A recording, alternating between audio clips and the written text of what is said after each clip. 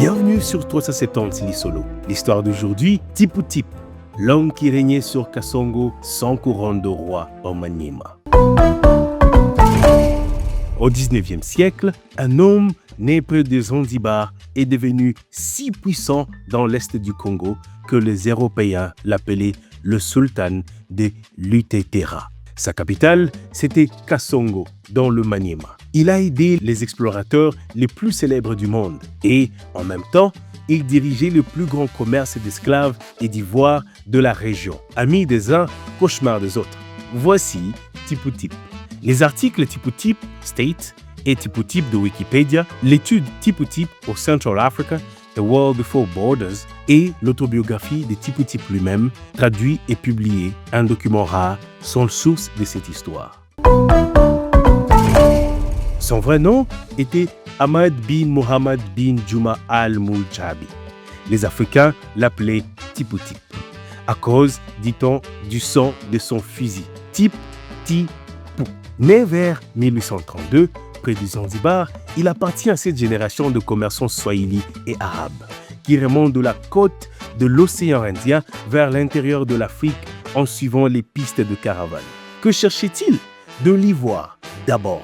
D'éléphants valait une fortune, car l'Europe fabriquait avec elle de boules de billard et des touches de piano.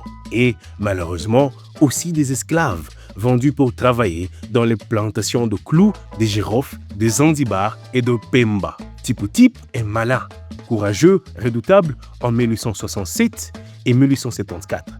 Il arrive dans la région de Lutetera, entre les rivières Lualaba et Lomami, dans l'actuel Maniema. Il y a un petit royaume local.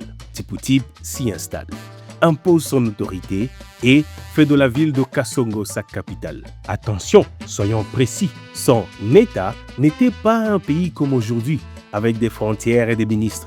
C'était un pouvoir qui suivait les routes, là où passaient ses caravanes, là où il y avait des fusils et des alliés. Il commandait. Des Kasongo, il contrôlait les routes vers Nyangwe, vers le lac Tanganyika, vers le bassin d'Aruwimi. Les Européens, qui arrivaient avec leurs cartes, ont cru voir un royaume avec des frontières. En réalité, c'était un empire de pistes et de marchés. Voici maintenant le grand paradoxe de cet homme. Tipu Tip est un négrier, c'est un fait. Et de milliers de Congolais ont souffert de ces razzias. Mais c'est aussi lui qui a sauvé la vie de David Livingstone, malade et perdu, en lui donnant des vivres et des porteurs.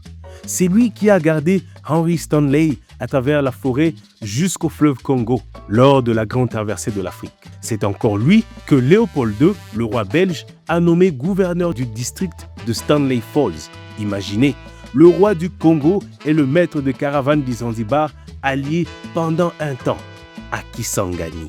La fin vient avec la guerre dite arabe de 1892 à 1894, quand l'État indépendant du Congo attaque et détruit les puissances commerçantes swahili de l'Est. Les fils de Tipu Tip, Sefu, défendent Kasongo et finit par perdre.